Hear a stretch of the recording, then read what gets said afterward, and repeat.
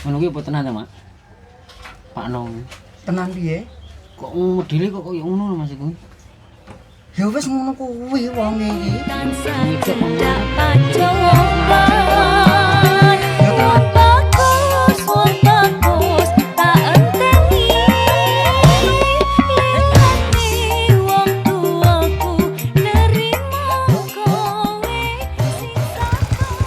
Jenenge wong lanang, enek wong golek klobot ora gelem nyusul, ora gelem ngewangi, ora gelem gawakne, di lampu bedengkrang nek warung lho terus gek piye.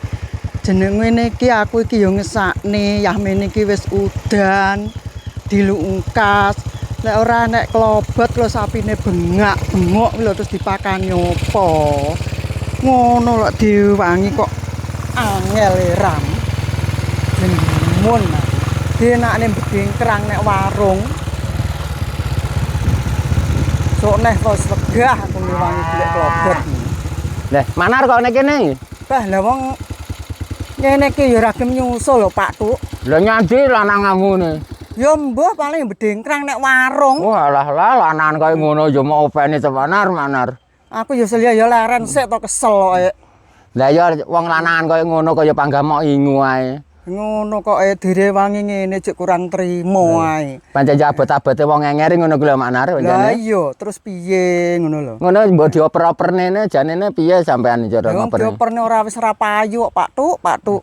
Lah ngene iki ya ora tak rewangi golek klobot, dilungkas udan, sapine bengak-bengok, terus kon mangan apa?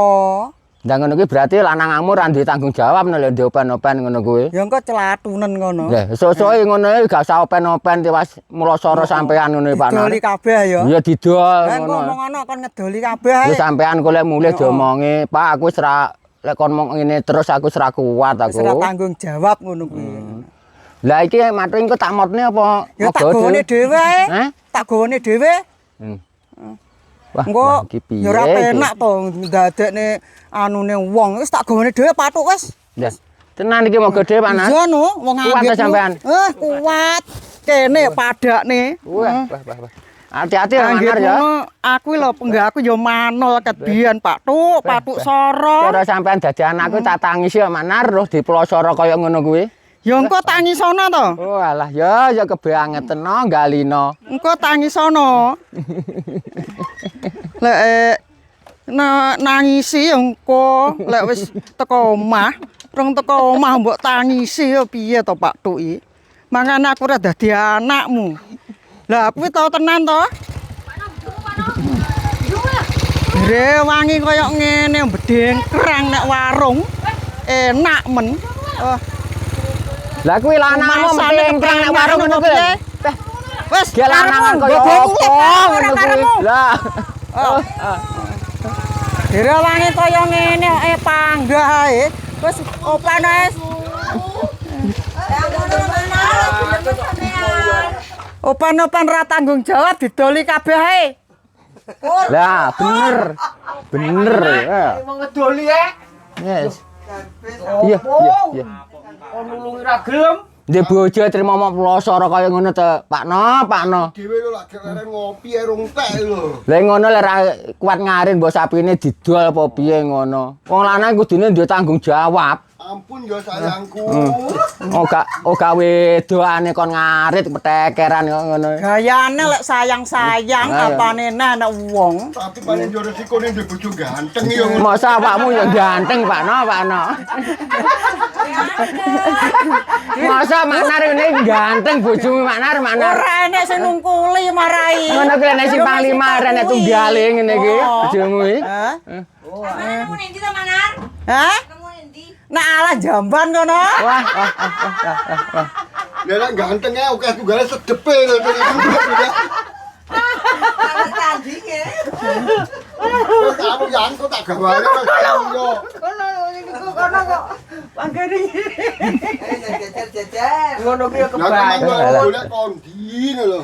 Golek klobot kendek ingin anggone Pak RT ya ora gelem nyusul ngono kok Ya aku kan gak ro cara ruwet ya men tak susul tak sudi kok. Ngalah nyusul wis mari. Heh? Ya nyusul wis mari no kok. Pancen ampre lupute maknar ngono kuwi asline. Perne maknar. Sesuk lek saiki medenane apa to? Denane wage iki mau. Ya sok anu nyang pasar Gondang But. Engko moten ya, But. Moten gledekan ya, But. Aja gledekan. Apa? Truk sing gedhi kae no. Oh, ya ra ketok no maknar lek dagangan. Engko tenggandol nek mburi lek ketok to. Lah diseret ngono, Pak. Heeh. Ya. Dioperne ae. Wong lanang koyo ngono cuma sing wedok golek klopo sing lanang cangkruk ning warung cara aku tak operne ra kangge to. Dioperin kok lek bubu sing batu iki sapa?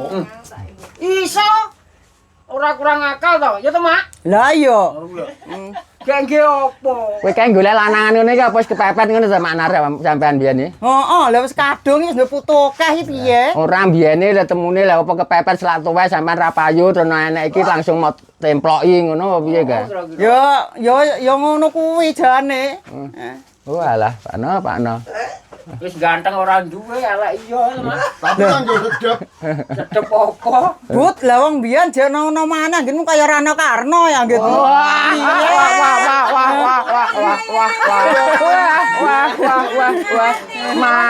Makane kaya Rano Karno ya gitu.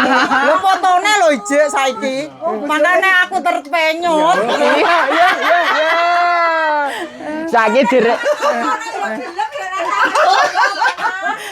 Saiki direwangi ngarit-ngarit barang dilakoni Pak Buto ta. Kaya Karno di bana. Oh alah yo. Lek nyawang apa kok simpang 5 ta maknar kok kaya Rano Karno. Biyen Mas Kentuk jek mudane. Jek mudane. Apa tau no Ya wong? tau to mosok langsung tuwek. Yo mikir kowe langsung tuwek. Tak kira lek pethuke langsung roh lek tuwek ngono kuwi. Tibane roh nome Pak But. Lah ya kok ngono andekno sampean di Pulau Soro sing lanang kok cangkruk ning warung. Kowe gak krungu lek kok mempane yo resikone ndek bojo ganteng. Berarti sampean biyen tau roh brangkange Pakno lek roh nome manar. Ya gak eruh to lek mbrangkangi. Masa ora tau brangkang Pakno ya. Dhisik gak tau ro lek saiki kulino. Kulino dibrangkangi. Ya sing sabar ya, Mak. Makane iki engko But karo Mas Kentuk barang lek opan-opan gak tanggung jawab takon ngedoli kabeh. Bener maknar Wis bener. aku santai. Wis tuwek lho kon golek klobot ae. Temen gatengen to, Mak. Anggite apa ora kesel golek klobot ae. Iya. Linggo boyoke ya keju bokonge panas e. Nah, kuwi engko bar jek kon adang. Ya. Ya ampun mak engko tak pijeti to wis. Lah sampean kira mbiyene rabi wong bergala apa penak ngono Mak? Heh? Ya pikirku penak. Tapi tambah luwih parah iki. Iya. Lah Pak Duk. Nek ngene bojo kok Rano Kirno ya. Iya. Ngene kalau mau adangne to Mak Yan. Ngono ya Wis modang. adang ya wis mateng to, But. mateng. Lah lek rong mateng ki ya kabeh ya luwe. Iya. Mangane isuk kabeh rong mateng lho. Cara aku tak jiarne rasa didangne Mak penggane. Enggane mek ngono tok. Wis nyang warung berarti wetenge wis wareg nyapa didangne barang. Lah engko liyane. Ya liyane pikir liyane to Mak gampang. Mboke ya luwe lho, mboke yaine wis sarapan ping pindho ya pisan. Ya luwe no engko. Lah isuk Cara aku tak randang-andang. tinggal pisan Mak ngono kuwi.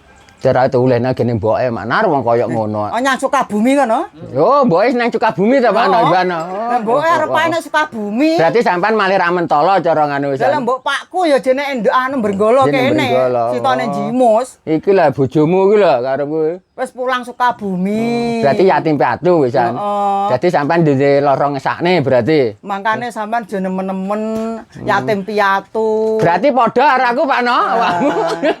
Kayak Mas Budi lho rom yatim piatu. Mek yatim. Yatim tok. tok.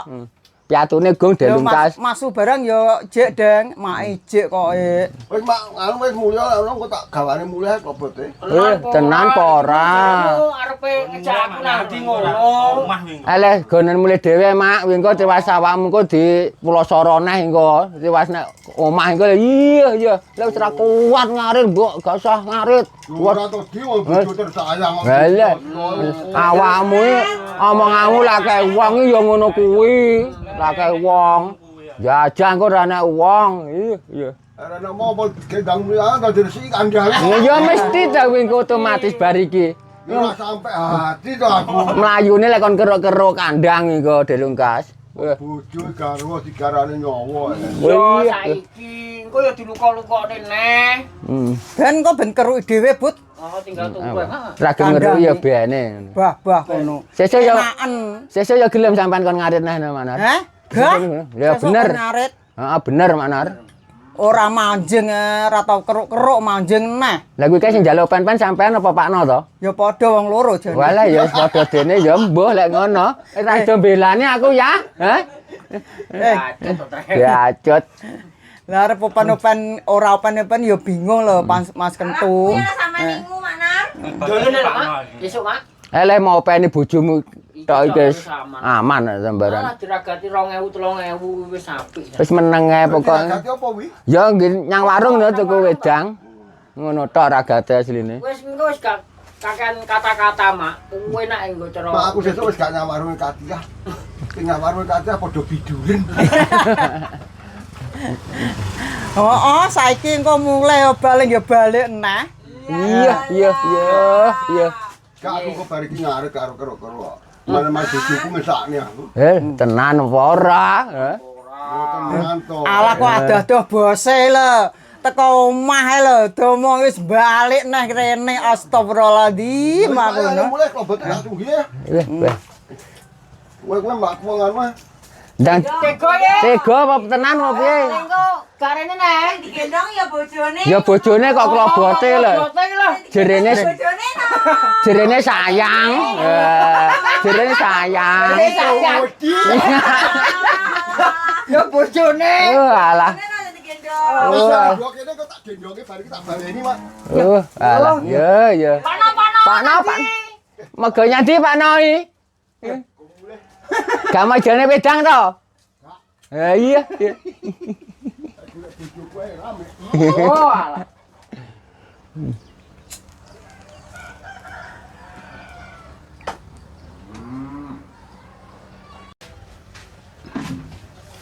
Ngono kuwi apa tenan ta, Mak? Pakno. Tenan piye? Kok modele kok koyo ngono lho Mas iku. Ya wis ngono kuwi wong iki. Iya, sing wedok kon ngarit, dheke kok cangkruk ning warung tenanan apa ora ngono. Ya tenanan to. Piye, Pak Duk? Lah ngene perasaan sampean piye, Mak, nek ngono kuwi? Alah ya aku tak rewangi sabar. Ya wis muga-muga aku awake sehat, iso ngewangi ngarit, ngono iso golek klobot ngono. Lah ngono kuwi pas ngarit ngono kuwi sampean dikongkon apa karepe sampean dhewe ini? Jane ya karepku dhewe, ya ngesakne golek udan-udan kuwi golek pakan ngono kuwi cara sapine kurang mangan ya kan kena dipakakne to Pak Tuk ngono lho karepku. Masa sampean karo Pakno kaya ngono kuwi ndek ngesakne barang. Lah Pakno ora tau ngesakne sampean lho. Ya ngesakne to. Lah bojoe ra disakne piye? Lah Gelem ana ngono kuwi sampeane aja gelem. ngono kuwi ya nganune iku ya saiki-ede kok ngebohne wong wedok tok ngono kuwi. Pas sampean dikongkon ngarit budal ngono malah wong lanang ngingkrak-ngingkrak Maknar ngono kuwi. Iku malah jagakne. Jagakne tok. Ngono lho. Jenakne nang warung. Sampean polane kaya ngono terus wong lanang medinggrang ngono kuwi. Aja gelem Manar ngono kuwi. Ngono ku sok-sok ya aja gelem nah ngono. Dadi wong lanang ben duwe tanggung jawab cara open-open ngono Maknar. Aku ae wong wedok cara dikonone ngono gak gelem. Dolane lho, Mak. Lah awakmu wong Brenggala to ya. Marai Maknar ya wong enger Pakno ku lho apa kuwi krana kuwi apa Tapi piye. masih ngono-ngono dikonone ngono aku ya moh to, Pak Tuk. Lah tapi kebanyakan wong Hirabi Brenggala gak lanang gak wedok kebanyakan ya ngono kuwi ya. Mesti dikampung. Diplosoro dikampluk isak. Ngono to. Oh iya dene masih ya Iya, begede. Iya padha Iya. ya ngono. Malah kena Makane kene kabeh to. Saja mau wedok klimprak-klimpruk ra iso ngarit. Aku nu bojoku. Ya kon lunga nang luar. Lah, ngono ya modele ngono kuwi Maknar wong kene. Ket aku. Apa gimana? Sing bojo ngamuk. Modele ngono kuwi Tapi wong nganu Pak Brenggala Duk. kuwi. Kaya Pakno iki treye kebacut. Disembuh Kebacut lek aku mikire kebacut tenan. Tapi Manar kadung cinta dipiye-piye. Cinta lek saiki ya bosok kuwi to mangan cinta. Lho. Di Pulau Soro ae ngono. Ya ora apa-apa to. Sing lakoni lho Manar. Yo, cara aku ngomong Pak, Mak, tenan. Eleng ngundang golekno surat. Perasaanmu piye Maknar ni Maknar? Iya. Ya perasaan aku ki ya arepe piye ya. kadung ngene iki Kebacut, wis kebacut wis padha tuweke ya arepe piye nah. Ya muga-muga aku diparingi sabar. Yo sabar. Ya sabar iki bangga sabar sing Iya. keberat kan yo Lanangamu kuwi lho. Heeh, lanangamu kuwi mah. Alah. Ngono ning kene kok gumbar-gumbar, wis tonggo tak bayarane ngono jare. Alah, Tahu tukone bakso gak nglem metu. bakso apa? Ya mangan bakso ya pangan karo Pak Kentuk karo Budi kuwi to. Oh, ning Joko ta ngono kuwi. Lah ngono kowe kok gak seneni bojomu ngebosi cacah ngene iki Pakno. Ora wis beres no Mas tak cukupi kabeh. Ngene tenan apa gak Manar? Ngapusi. Sesungguhnya aja gelem Pak Tuk, yen omahe rung cukup kok. Lah iya. Ngene sampean lek Pakno nganu kerjane ya tau diblonjo gak sampean? Song ndek iki bayaran tak jaluk jaram nggih mbok tuku rabuk. Alasane ya kuwi Alasane. Ora ngerti nggih ngebosi cacah nek kene dhewe iki. Wah. Kena plokoto awakmu Manar. Iki ngebosi cacah iki lho. Oh. Lah iya ngono omonge tuku rabuk. Mbak ngebosi cacah. Ya nggih ngrabuk cacah iki. Yo krapu lambene Pak Tuk kuwi to. Lha kuwi mung arepe ngejak nandi ngono tak semayani arep mendung ya anu. Ya anu ya jemu budali but kowe roh dhewe to kondisine koyo ngono kuwi. Wong Lah wong ngene Pak Tuk. anu. Lah ning njaba kan mengalat yo. Lah ning jero asline kan koyo ngono. Sampe dijane rasa gelem to, ngerti. Padha karo Tony di asline Pak But, ngoten. Lek nang jaba gayane lho, ada lapang dada, lek nang jero mah piye? Sliko dawuh. Ampun. Ngentes wong-wong sitok persitok kan ya mudah lah, Mak. Dadine kan ya ngene iki kan pumpung nek sampean ning jero iki piye, Pakno? Bake ya sami wiludes. Ya wis ngono kuwi. Wong lek wis ngono kuwi gak iso berubah. Gawan bayi. Ya wis gawan bayi. Ya getun aku lek dijaki metu mangan enak. Lah gelem Pak Tuk. Sok ya aku ya Sok semua aku. aja lah ulang Ngono tahun. kuwi lek mangan metu ya mikir bojone. Wis ditekoki Pak Ketut. Ini gawane gak Manar ini. Heh? Gawane bakso gak lek metu. Ora tekone bojomu mau cangkeme gak Pakno. Wah, wonge ngene iki ra doyan jerene ngono. Wah. Lek mambu iwan ngene iki ra doyan iki. Wah, ya ora apa-apa rasa gane ora apa-apa sing penting wetengku wis wareg aku. Pak Tuk pidihe omong dhewe lho, Mak. Nek ning njaba ya ngono kuwi. Modele kemelet. 3 mangkok, Mak. Lah ditekoki Pak Tuk dibungkusne gak. Oman gak ora doyan ya wis no. Senengane pentol nganu rombong idiran surungan kuwi lho. Sing akeh patine lek rasane daging ngene iki ra patek doyan wonge jerene ngono. Tambah teko omah pamer ya mangan pangsit, mangan bakso, ngombene es jeruk. Ngono ra mau dugang Mak ngono kuwi. Mari ngono. Lah ndelalah kowe anak sing mameri bar konggone Mas Rurin jare nyanyi berita. Kopi ae ra usah jajan wis wareg ngono. Muni ngono. Heeh. Dasare kemelinti yo. Demi kemlelet. Rene gledekan kaya ngono ya dumbane cuci mobil ngono kuwi. Saya timbang. Tumbane aku diomongi berita bar kok anu nganggone bakso lha kok ngumbahne gledekan jarene yo 50.000 lha lek sampean separi ya selawe ae jare Pak Mas Yoyo ngono. Kayak ngono kuwi. Winti men to. Mlawar rene gledekan gane gonya sawang iki dumbane. Kadung dhuwit turah-turah ya gledekane dumbahne. Padahal wonge ora tau juga to Mak kuwi. Pak Delok rupane kono paling ora tau ngumbah lho pendak surotok ngono. Lah, kaya ngono kuwi Pak But timbakno. Sing wedo omong dhewe lho ya. Akhire ngene iki kan akhire roh to. Kisahe Pakno. Roh sejatine Pakno piye nek kan ngono. Engko lek dijak metu ade lek dijak metu Pakno kan ade kan roh. Maksudnya kan ngono. Wis gak usah. Udah Pak But lek dijak Pakno. Lek garapane kaya ngono kuwi ya gak usah budal. Lah piye awake dhewe seneng rumah tanggane Pakno senep. Senap. Ora nek apa-apa nek omah. Oh alah Pakno. Ya ngeten.